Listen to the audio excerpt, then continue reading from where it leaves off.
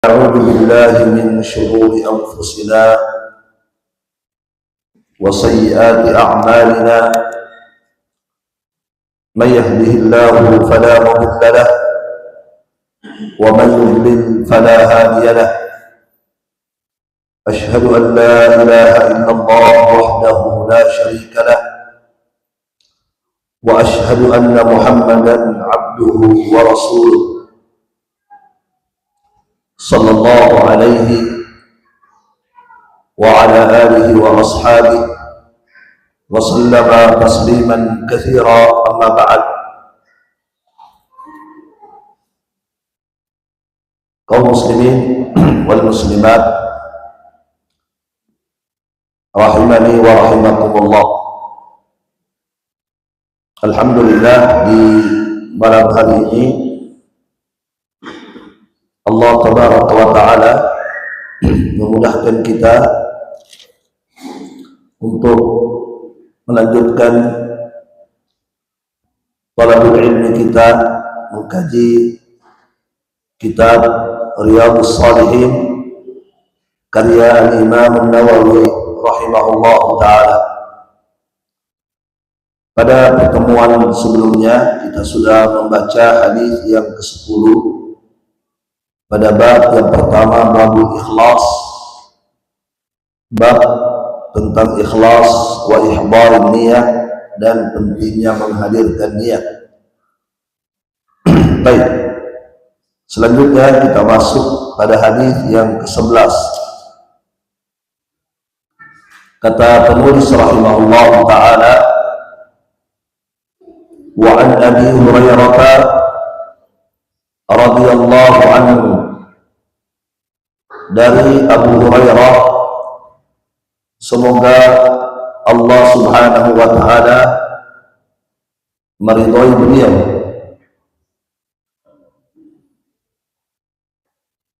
Qala, beliau berkata, Abu Hurairah ini sahabat yang sangat masyhur, ya, namanya adalah Abdurrahman bin Sakhar. Ya. Adapun sebelumnya, sebelum beliau masuk Islam, sebab beliau masuk Islamnya agak belakangan, ya. Nanti beliau masuk Islam pada tahun ke-7 Hijriah. Ya, jadi tidak lama beliau masuk Islam, Nabi wafat. Sebab beliau masuk Islamnya di tahun ke-7 Hijriah, sementara Nabi wafat di tahun ke-11 Hijriah. Berarti beliau bersama Nabi, terutama mengambil ilmu dari Nabi, hanya beberapa tahun. Sekitar 3 tahun, 3 tahun lebih saja. Ya, itu sahabat Abu Hurairah. Ya, maka sebelumnya namanya sebelumnya itu ada yang mengatakan Abdul Ghanam, ada yang mengatakan Abdul Syamsi. Itu namanya Abu Hurairah sebelum masuk Islam, Abdul Ghanam. Ada yang mengatakan Abdul Syamsi, ya, hambanya kambing. Kalau Abdul Ghanam hambanya kambing, Abdul Syamsi hambanya matahari. Ya, maka ketika beliau masuk Islam, maka dirubah namanya menjadi Abdurrahman. Nabi yang merubah nama beliau menjadi Abdurrahman. Nah, kenapa dirubah namanya? Apakah setiap orang yang masuk Islam harus dirubah namanya? Tidak, kan? Tidak. Betapa banyak sahabat masuk Islam namanya tetap Umar. Di masa jahiliyah Umar, masuk Islam tetap Umar, kan? Tidak dirubah namanya oleh Nabi. Ya, sahabat-sahabat yang lain yang masuk Islam tidak dirubah namanya, banyak. Ya, tetapi di sini dirubah namanya karena namanya tidak syar'i, namanya tidak benar dalam Islam, sebab tidak boleh menghambakan diri kepada makhluk. Ya, jadi Abdul Ghanam itu kan menghambakan diri kepada kambing. Abdul Ghanam, hambanya kambing, itu namanya menghambakan diri kepada makhluk itu tidak boleh. Ya, maka karena nama ini tidak syar'i, tidak benar, maka diganti menjadi Abdurrahman. Ya, Abdurrahman artinya hambanya Allah Ar-Rahman. Ar-Rahman salah satu nama dari nama-nama Allah Subhanahu wa taala. Maka kita hanya boleh menghambakan diri kepada Allah. Ya, maka diubah menjadi Abdurrahman. Baik.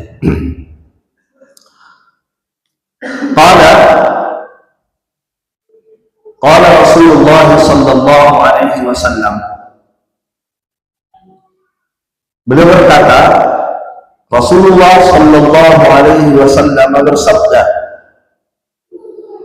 salatul rajuli fi jama'atin tazidu ala salatihi fi baitihi wa salatihi fi suqihi bid'an wa 20 darajah.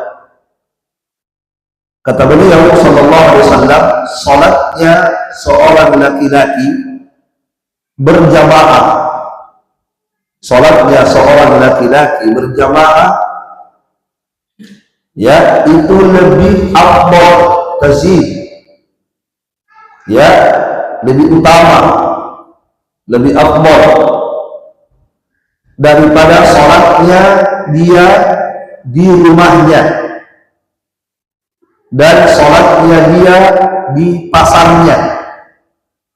Sebab dulu rata-rata orang berdagang di pasar dan ada orang yang sholat di tempat jualannya.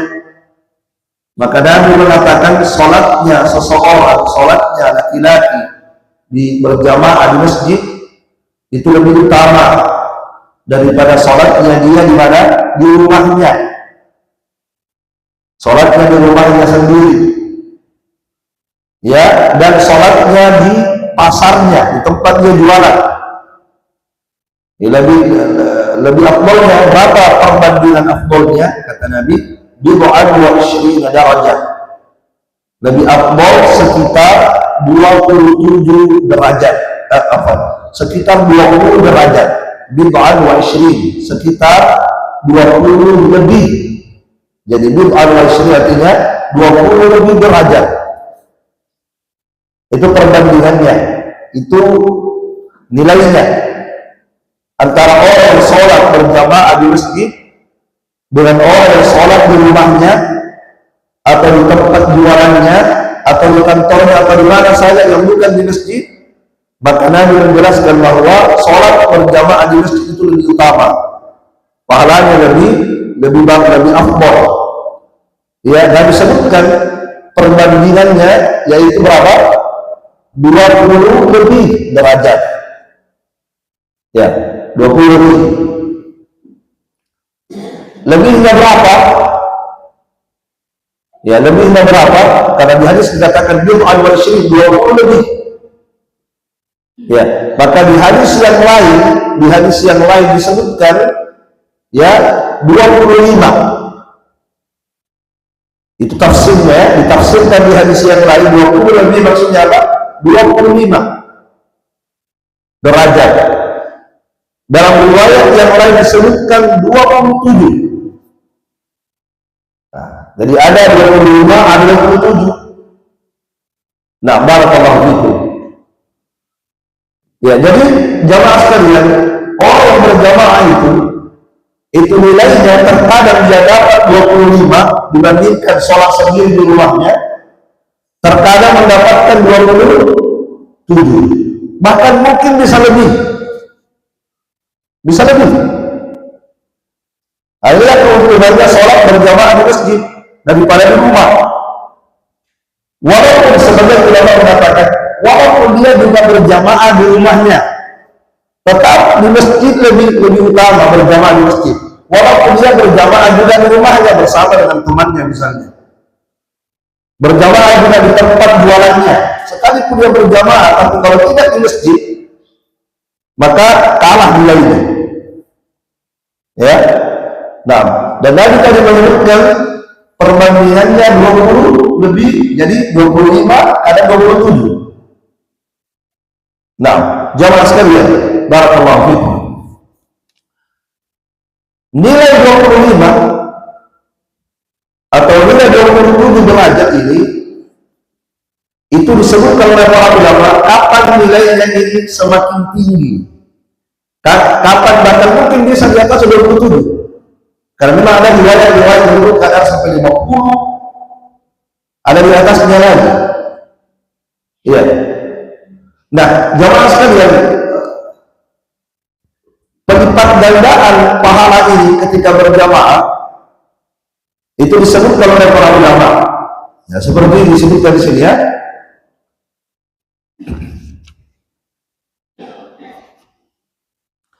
Oleh Al-Imam Badruddin Al-Aini. Al-Imam Badruddin Al-Aini, salah satu ulama Al-Hanafiyah, beliau mengatakan annahu yakhtalifu bi ikhtilafi ahwali al-musallin was-salat.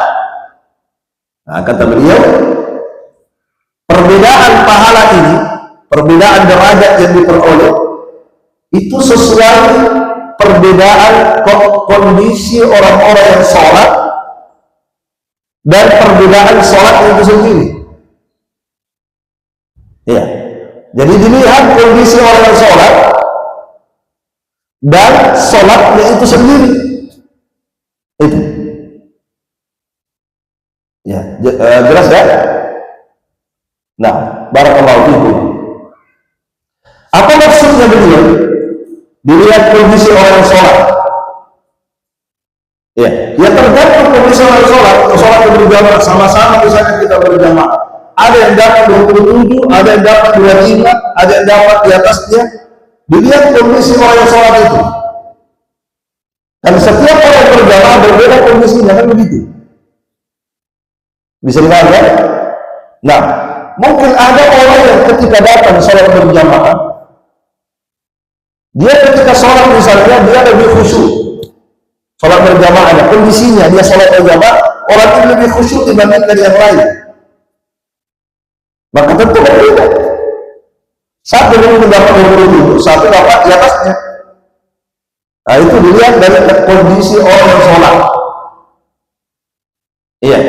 Kemudian juga diantara maksud dari kondisi orang yang sholat, misalnya jumlah jamaah yang sholat, ya itu berbeda. Ya, nilai pahala antara orang yang sholat berjamaah di masjid yang jumlahnya banyak dengan jumlahnya sedikit, beda itu, berbeda. Ada masjid berapa orang berjamaah misalnya 5 orang, ada masjid berapa orang berjamaah 10 orang, yang mana lebih tinggi nilainya pahala? Ya 10 orang. Itu maksudnya kondisi orang yang sholat. Nah, itu berbeda itu. Makanya dianjurkan itu sholat di masjid yang paling banyak jamaahnya, itu dianjurkan begitu. Kenapa? Karena perbedaan jumlah jamaah berjamaah itu sangat berpengaruh terhadap pahala. Kata Nabi Sallallahu Alaihi Wasallam dalam hadis, salatul rajul ma'al rajuli azka min salatihi wahda.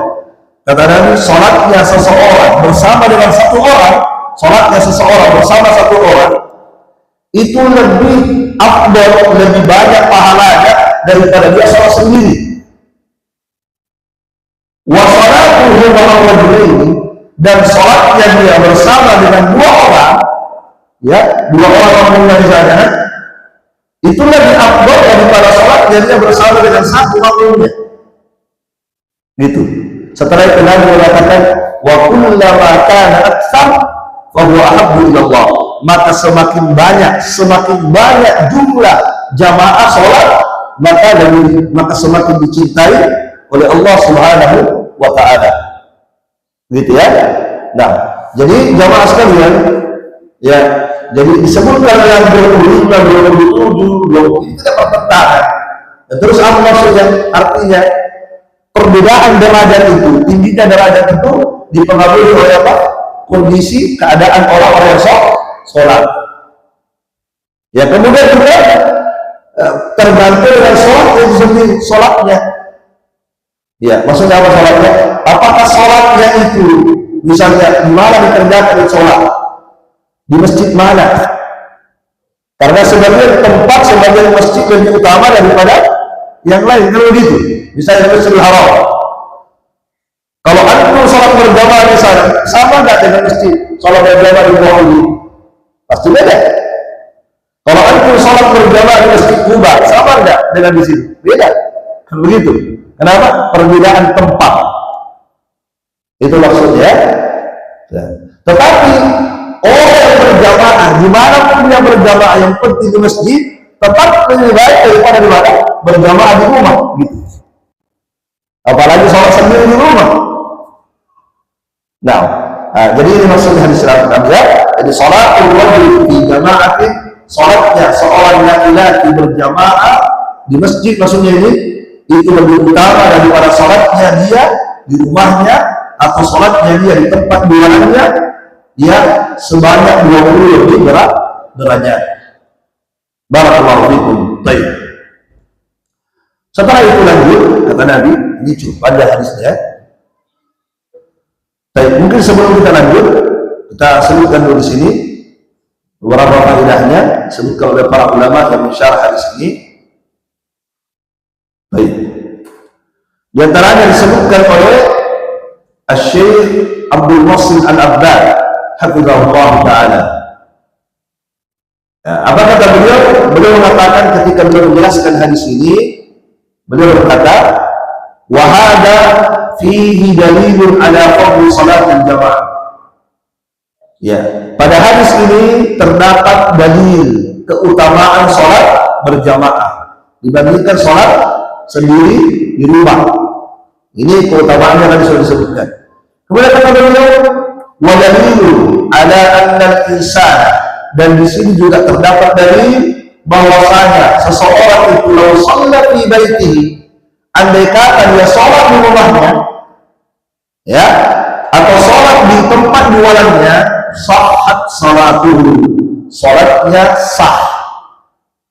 Ini hadisnya ya, sholatnya sah. Sah sholatnya, walaupun dia sholat sendiri di rumahnya, tidak ke masjid. Walakinnahu taraka wajiban alaihi, akan tetapi dia telah meninggalkan kewajiban. Nah, tetap sah sholatnya. Kenapa sah? Karena berpahala. Ada pahalanya kan, menunjukkan sah sholatnya karena berpahala. Andai kata sholatnya tidak sah, tidak mungkin ada pahala kan? Tetap ada pahalanya, cuma pahalanya rendah pahalanya.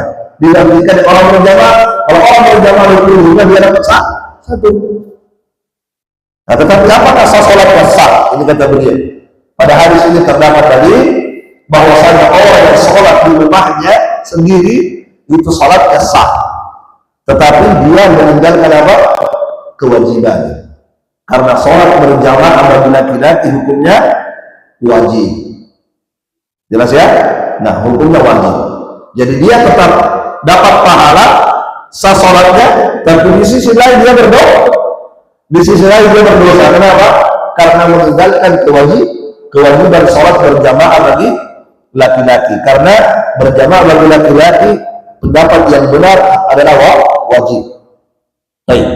Kemudian kata Syekh Abdul Muhsin Al-Abbad, wa hadzal hadits, nah kata beliau, dan hadis ini juga menunjukkan bahwasanya sholat berjamaah wajibatun wa laysat bisyartin. Nah, itu kata beliau. Ini hadis juga menunjukkan bahwa sholat berjamaah itu hukumnya wajib, bukan syarat sahnya sholat. Bukan syarat sahnya sholat. Karena ada pendapat ulama mengatakan bahwa sholat berjamaah itu syarat sahnya sholat. Artinya kalau Anda tidak berjamaah berarti tidak sah sholat Anda. Karena berjamaah itu syarat, bukan wajib, tapi syarat. Beda ya? Beda. Kalau wajib kalau ditinggalkan berdosa, tapi tetap sah. Coba dia berdosa. Tapi kalau syarat antum tinggalkan berdosa dan sholat antum tidak sah, itu namanya syarat. Dan tentang sholat berjamaah ini memang banyak pendapat ulama. Ada yang mengatakan sunnah, ada yang mengatakan wajib, ada yang mengatakan syarat. Nah ini yang mengatakan syarat ini pendapat dhaif, kata beliau. Ya, Ya memang, karena memang ada hadisnya, ada hadis mengatakan apa? Man sami'an nida'a falam yujib fala salata lahu. Barang siapa yang mendengarkan adzan kemudian dia tidak mendatangi azan itu, maka tidak sah salatnya. La salat, tidak ada salat untuk Rasulullah, tidak sah. Tapi hadis ini diteliti oleh ulama. Ada yang memaafkan hadis ini. Jelas ya? Maka pendapat yang mengatakan syarat sahnya sholat itu berjamaah itu kata Syekh Abdul Muslim itu pendapat yang tidak kuat. Kenapa? Berdasarkan hadis ini. Kenapa? Karena laukanat syartan, seandainya sholat berjamaah itu syarat, ya ma sahhat sholat, maka tentu tidak sah sholatnya orang yang sholat sendiri, tidak sah. Jangan begitu. Kalau dikatakan berjamaah itu syarat, harus berjamaah, berarti kalau ada orang sendiri sah atau tidak? Tidak sah. Ya tidak. Kalau tidak sah berarti ada pahala atau tidak? Tidak ada. Iya kan? Kalau tidak sah berarti ada pahala? Tidak ada. Tapi ternyata Nabi mengatakan tetap ada pahalanya walaupun sholat sendiri menunjukkan sholat sendiri sah. Berarti bukan syarat harus berjamaah. Jelas ya? Barakallahu fikum. Itu faedah-faedah yang disebutkan oleh para ulama. Setelah itu Rasulullah SAW melanjutkan. Setelah beliau menjelaskan ya keutamaan sholat berjamaah di masjid dibandingkan sholat sendiri di rumah dengan perbedaan yang sangat jauh 27 tadi. Kemudian Nabi menjelaskan ya sebab untuk mendapatkan pahala berjamaah. Apa sebabnya? Ya, apa sebab yang bisa kita lakukan untuk mendapatkan pahala berjamaah? Paham? Ada sebutkan sebabnya. Wadhalika, sebabnya, atau bisa kita katakan caranya, syaratnya untuk mendapatkan pahala berjamaah itu adalah kata beliau wadhalika anna ahadahu, syaratnya atau sebabnya itu untuk mendapatkan pahala berjamaah itu berlipat adalah jika dia berwudu. Jadi itu dia berwudu. Jadi sebelum dia pergi ke masjid dia berwudu dulu. Itu syaratnya, itu sebabnya itu untuk dapat pahala berlipat ganda berjamaah itu ini dipersyaratkan ini. Ini sebabnya yang kata beliau, kata Rasulullah, "Idza tawadda'a," jika dia telah berwudu. Berarti disuruh berwudu memang di rumah. Fa ahsana wudu'a, kemudian dia membaguskan wudunya, jadi wudunya dia perbagus. Ya. Maksudnya apa memperbagus di sini? Maksudnya apa memperbagus? Disebutkan oleh Al-Imam Ibnu Al-Atha, yaitu bifi'lihi 'ala al-wajhi al-maqul, yaitu berwudu sesuai yang diperintahkan, tidak menambah, tidak mengurangi. Itu maksudnya. Berwudu seperti yang diperintahkan, tidak menambah, tidak mengurangi. Karena ada orang berwudu yang menambah, ada orang berwudu mengurangi, itu begitu. Itu bukan wudu yang baik itu. Yang dimaksud oleh orang Islam memperbaiki wudunya, memperbaiki wudunya, artinya berwudu sesuai yang diperintahkan, tidak menambah, tidak mengurangi. Ada orang berwudu yang menambah, ya, tidak ada syariat yang ditambah, ya kan? Ya, setiap cuci tangan doa, cuci muka doa, kubur doa, cuci tangan doa, cuci gigi, itu kan lama-lama. Ya, ada orang berwudu lama-lama apa? Ya, harus dia 3 kali, dia 5 kali. Harus dia 3 kali sampai cuci wajah, tambah 5 kali. Lebih bagus Ustaz. Itu kan nambah-nambah. Ya. Atau dia kurangi. Dia kurangi apa? Maksudnya dikurangi? Ya sebagian tidak dicuci. Atau sebagian anggota wudu dan tidak kena wudu. Ya gara-gara akan buru-buru cuci kaki, akhirnya kulitnya tidak basah. Itu namanya mengurangi. Ya, atau dia tidak baca doa, setelah berwudu, kan sunnah saja memang, tapi kan bagus dilakukan semua. Itu maksudnya barakallahu fikum. Jadi syaratnya untuk mendapatkan pahala berlipat ganda berjamaah, pertama kata Nabi dia berwudu berulang. Fa'aksara wudu, kemudian dia memperbagus wudunya, bagus wudunya. Summa akan masjidah. Setelah itu dia datang ke masjid. Nah ini, jadi dia datang ke mana? Datang ke masjid. Bukan datang ke kantor, bukan datang ke pasar, tapi dia datang ke masjid. Yang ada azannya ya, yang ada azannya. Kalau ada masjid tidak ada azannya, tidak dipakai. Dan ada azannya di situ, dikumandangkan azan waktu sholat. Iya. Kemudian la yanhazuhu illa shalah. La yanhazuhu illa shalah. Dia bangkit, dia keluar dari rumahnya ke masjid, itu tiada lain kecuali sholat. Itu dia.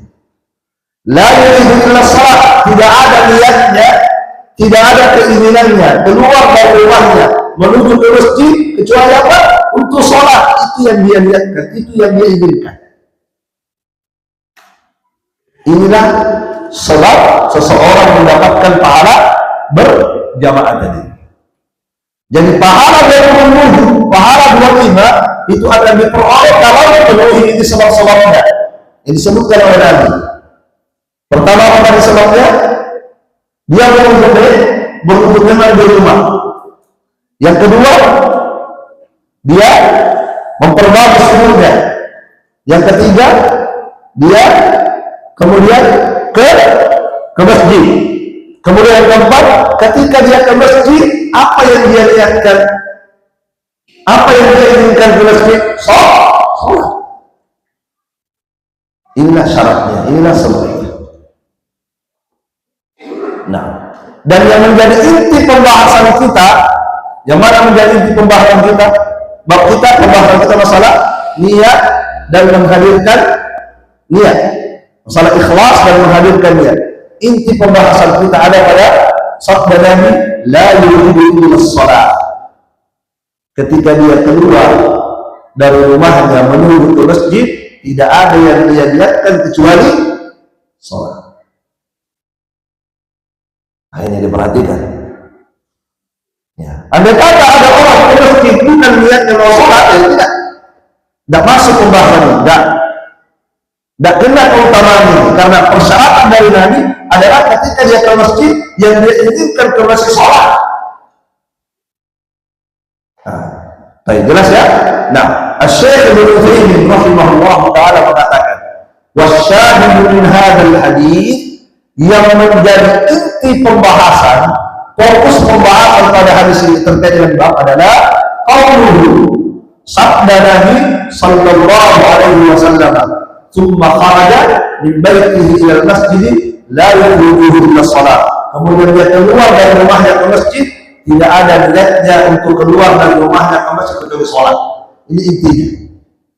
Fa innahu yadullu ala i'tibar niyyah fi husul hadzal ajr al-'azim. Maka ini hadis menunjukkan bahwasanya untuk mendapatkan pahala besar berjamaah ini itu harus dipertimbangkan niat. Itu diperhitungkan niatnya ada. Jadi harus ada niat tadi. Amma law kharaja min baitihi, adapun jika seandainya dia keluar dari rumahnya, la yuridu shalah, bukan niatnya sholat. Nah, dia keluar dari rumahnya mau ke masjid bukan niatnya sholat, maka fa innahu la yutabu lahu hadzal ajr, maka sesungguhnya tidak dituliskan untuknya pahala besar ini. Kenapa? Karena niatnya bukan sholat. Nah, itu. Jadi ini yang menjadi pembahasan. Jadi ketika kita ke masjid, niat hadirkan niat mau apa ke masjid, mau sholat. Kalau tidak ada niat yang mau sholat ke sana, maka tidak dapat, dia tidak dituliskan untuknya pahala itu. Ya misalnya ada orang ke masjid, mau apa ke masjid? Ya mungkin mau ada niat yang lain bukan sholat, bisa jadi ya, bisa jadi. Ya mau apa ke masjid? Ada teman di sana. Ya, waktu kalau ada teman bisnis misalnya. Akhirnya dia datang.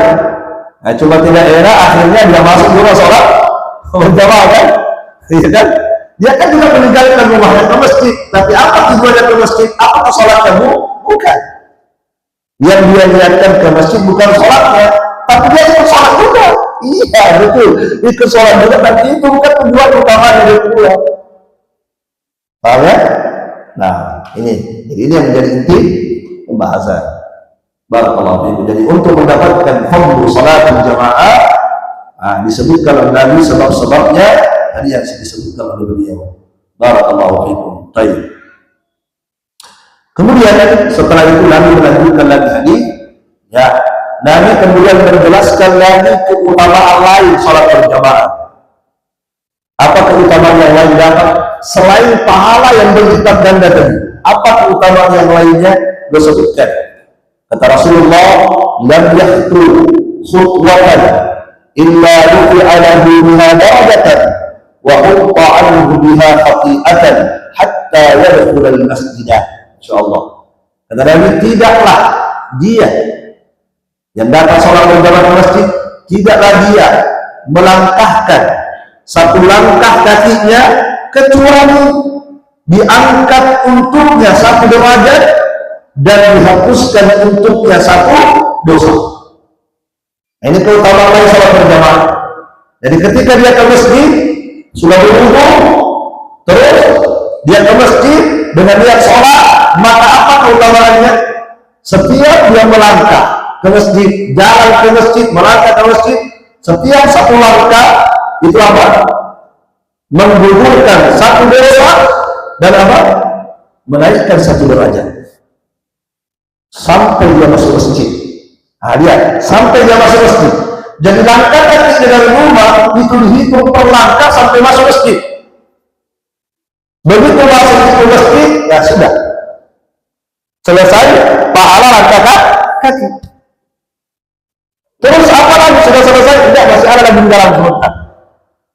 Nah ini jadi ini keutamaan sholat berjamaah. Jadi ketika dia keluar dari rumahnya berwudu, kemudian niat sholat, maka setiap dia melangkah satu langkah kaki menggugurkan satu dosa, yang satunya menaikkan derajat.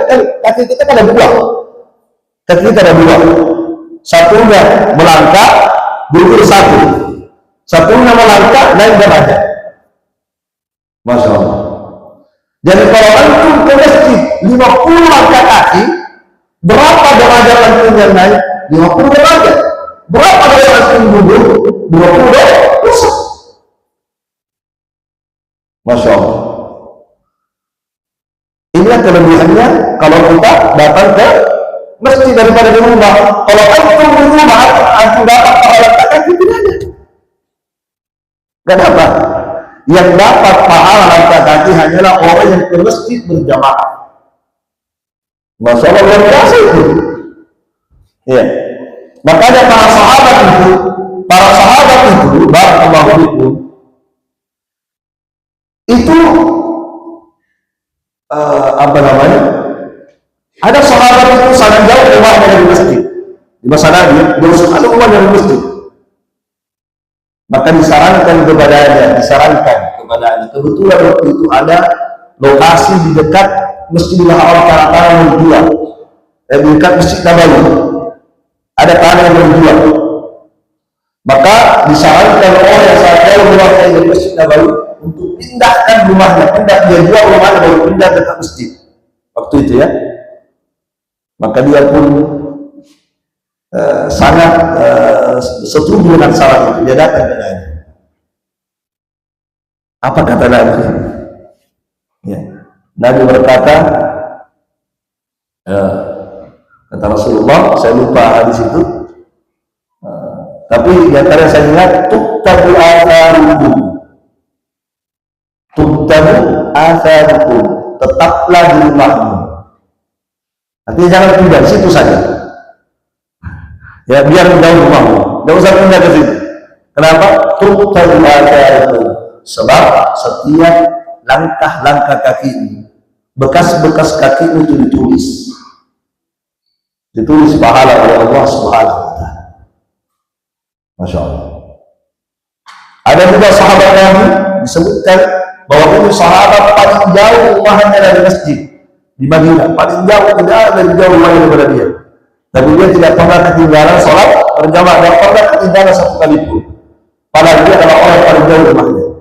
Maka disarankan kepadanya, orang berkata kepadanya, bagusnya kamu beli kendaraan. Bagusnya kamu beli kendaraan, itu kamu kendaraan ke masjid jauh.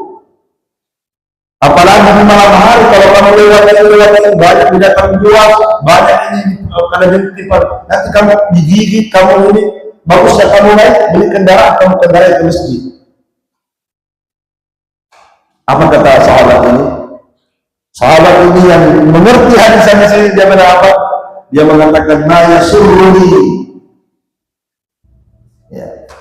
Dia menolak, tidak mau. Setelah itu dia berkata begini, ya, fa inni arjullah ayyatubani manusia. Karena saya berharap kepada Allah menulis untukku langkah-langkah kakiku ketika ke masjid, wal dan ketika kembali. Saya mau langkah kakiku dicatat ketika ke masjid, begitu pula ketika kembali dari masjid ke rumah. Dia bilang begitu. Maka ucapan orang ini dilaporkan ke Nabi, disampaikan ke Nabi. Tadi orang itu bilang begini. Apa kata Nabi? Nabi berkata, qad jama'allahu laka dzalika kullahu. Ternyata Nabi berkata, sungguh Allah mengumpulkan untukmu seluruhnya. Maksudnya apa? Allah mengumpulkan untukmu seluruhnya. Iya, semuanya dicatat. Pergi pun dicatat, pulangnya juga dicatat. Itu. Jadi langkah kaki Anda ketika ke pergi dicatat, setiap langkah satu dosa, satu langkah lagi bunuh naik derajat, perginya dicatat, pulangnya juga dicatat. Masya Allah, luar biasa. Ya, sehingga ada sebagian sahabat itu kalau ke masjid itu memperpendek langkah kakinya. Ya, orangnya tinggi ya, panjang kan, tapi sengaja diperpendek. Supaya banyak langkah kaki. Masya Allah, itu sahabat itu.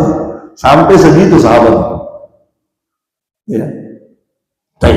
Kemudian berikutnya kata Nabi Sallallahu Alaihi Wasallam. Jadi sampai mana tadi dicatat langkah kaki, sampai dia masuk ke dalam masjid. Nah, kalau sudah masuk ke masjid, sudah selesai pahala? Enggak, masih ada lagi. Inilah hebatnya berjamaah, kata Nabi. Fa'idha dakhala al-masjid, maka jika dia sudah masuk di dalam masjid, kanat salat, maka as-salatu hiya allati tahdisuhu. Maka jika dia sudah masuk di masjid, maka dia di dalam masjid ya terus menerus dicatat sebagai orang yang sholat selama dia menunggu itu sholat. Begitu. Selama sholat itu yang menghalangi dia, selama dia menunggu itu sholat. Bisa dipahami? Jadi maksudnya, ketika aku masuk. Begitu aku masuk masjid, antum belum sholat, misalnya tiba-tiba belum azan misalnya, atau sudah azan belum sholat, antum hanya berdiri di situ menunggu sholat. Ketika antum berdiri menunggu, antum dicatat sholat itu. Itu maksudnya. Bisa dipahami? Syekh Ibnu Utsaimin mengatakan, wa hadhihi aidan hikmatun 'azimah. Ini juga termasuk hikmat besar. Law waqaita muntadhira bis-shalat muddatan tawila. Kata beliau, seandainya engkau tinggal menunggu salat muddatan tawila dengan waktu yang lama, wa anta jalisun engkau duduk la tusalli, tidak salat, ba'da an shallaita tahiyatul masjid, setelah engkau tahiyatul masjid, fa innahu sallaka ajrus salat, maka dituliskan untukmu pahala sholat. Misalnya kan, antum masuk masjid, ya, setelah itu antum tahiyatul masjid. Setelah tahiyatul masjid, ternyata belum azan misalnya. Mungkin muadzinnya kemana, tunggu dah azan. Ya, 10 menit kemudian baru azan. ya kan? Baru azan. Atau sudah azan misalnya, tapi timernya lama sekali, misalnya ada masih 15 menit. Nah, antum hanya duduk di situ, antum tidak sholat, hanya duduk saja menunggu qada. Paham? Maka duduknya antum kalau sudah di masjid, duduknya antum itu walaupun tidak sholat, itu tetap dicatat sholat. Itu maksudnya. Yang penting sudah di dalam masjid, itu intinya. Antum ke masjid niatnya sholat, maka ketika sudah masuk dalam masjid, maka antum sudah dihitung sholat terus. Walaupun hanya duduk, gitu. Barakallahu masya Allah. Ya. Setelah itu kata Nabi, ya, keutamaan berikutnya kata Nabi, wal malaikatu yusalluna ala ahadikum ma dama fi majlisihi. Keutamaan yang lain, dan malaikat mendoakan. Jadi kalau sudah dalam masjid untuk sholat berjamaah, para malaikat mendoakan orang-orang yang masuk ke masjid untuk sholat berjamaah. Mendoakan. Insya Allah. Jadi semua yang hadir di masjid malam ini, kalau niatnya ke masjid ini sholat dan memenuhi persyaratan tadi, maka selama antum duduk di sini, antum duduk sekarang, kita sekarang dulu ya, mendengarkan takbir. Sekarang duduknya kita di sini, dihitung pahala sholat, iya. Para kita sholat, kita dulu mendengarkan ilmu, tetapi walaupun antum dulu tidak sholat, tetap ditulis sholat. Itu hadisnya tadi. Kapan dia sudah masuk masjid, maka dia akan sholat, maka dia berada dalam sholat selama sholat itu yang menghalanginya, selama sholat itu yang dia tunggu. Barakallahu fikum. Kemudian malaikat mendoakan mereka yang ada di masjid itu sholat selama dia berada di majelisnya yang dia tempat sholat. Maksudnya selama dia tidak keluar dari masjid, selama tetap berada di majelis di tempat yang dia tempat sholat itu. Nah, apa doanya malaikat itu? Doanya malaikat, Allahumma rahmhu, ya Allah rahmatilah ini orang. Ya Allah berikanlah rahmatmu kepadanya. Allahumma ighfir lahu, ya Allah ampunkan dosanya. Allahumma tub alaihi, ya Allah terimalah taubatnya. Atau bisa kita berdoa, ya Allah, ya terimalah taubatnya. Nah, masya Allah, ma lam yudhi fihi, ma lam yuhdith fihi. Tapi dengan catatan, ya, selama dia tidak mengganggu di dalam masjid, tidak mengganggu, dan dia tidak berhadas, tidak batal wudhunya, tidak berhadas. Jadi selama wudhunya tidak batal, terjaga wudhunya, dan dalam masjid dia tidak mengganggu orang, maka terus didoakan oleh malaikat. Dengan doa tadi, Allahumma ighfir lahu, Allahumma arhamhu, Allahumma tub alaihi. Dan terus dicatat apa tadi? Dicatat pahala sholat sebagai orang yang sholat, dicatat pahala sholat untuknya. Nah, barakallahu fiikum. Nah, inilah di antara sekian faedah sholat berjamaah. Muttafaqun alaih. Hadis ini disepakati sahihnya oleh Bukhari dan Muslim. Wa hadza lafdz Muslim, dan ini adalah lafadznya Muslim. Ini lafadznya hadis Muslim. Baik. Barakallahu fiikum. Wa qauluhu sallallahu alaihi wasallam, dan sabda Nabi sallallahu alaihi wasallam, yanhazuhu, ya, maknanya yanhazuhu adalah yukhrijuhu wa yudhiduhu. Maknanya yanhazu adalah yang mengeluarkan dia dari rumahnya dan membuatnya bangkit dari rumahnya menuju ke masjid. Itu maknanya, Pak. Ini menjelaskan apa makna yang yanhazuhu atau yanhazuhu, katanya maknanya adalah mengeluarkan dia dari rumahnya. Apa dasarnya dia keluar dari rumahnya ke masjid? Apa niatnya dia bangkit dari rumahnya menuju ke masjid? Nah, itu maksudnya. Apa maknanya? Nah, barakallahu fiikum. Baik, jamaah sekalian, alhamdulillah selesai hadis ini. Nah, jadi inti hadis ini adalah, ya, Nabi menjelaskan keutamaan sholat berjamaah di sini. Apa yang didapat kalau kita berjamaah di masjid? Yang pertama tadi disebutkan mendapatkan pahala berlipat ganda melebihi orang yang sholat sendiri di rumah, 27 derajat, ya kan? Yang kedua, setiap langkah kaki itu dicatat pahala. Apa pahalanya? Menggugurkan dosa dan menaikkan derajat. Kemudian yang ketiga, kalau sudah ada dalam masjid, maka terus terhitung sholat, walaupun dia hanya dulu. Ya, selama dia ke masjid untuk menunggu sholat itu, maka selama dia menunggu itu sholat, maka dia tercatat sebagai orang yang sholat. Kemudian didoakan oleh para malaikat. Nah, keutamaan ini semua, ya apa sebab untuk mendapatkannya tadi? Pertama, berhubungan di rumah, baru ke masjid. Yang kedua, dia datang ke masjid. Yang ketiga, perbagus dirinya. Yang keempat, niatkan. Apa yang dia niatkan ke masjid? Sholatnya, bukan yang lainnya. Ya, yang dia niatkan betul-betul sholatnya, bukan meniatkan yang lain dari perkara-perkara dunia. Wallahu a'lam bishawab. Baik, insyaallah taala di pertemuan berikutnya kita akan lanjutkan pada hadis yang ke-12. Wallahu a'lam. Subhanakallahumma wa bihamdik, asyhadu an la ilaha illa anta, astaghfiruka wa atubu ilaik. Assalamualaikum warahmatullahi wabarakatuh.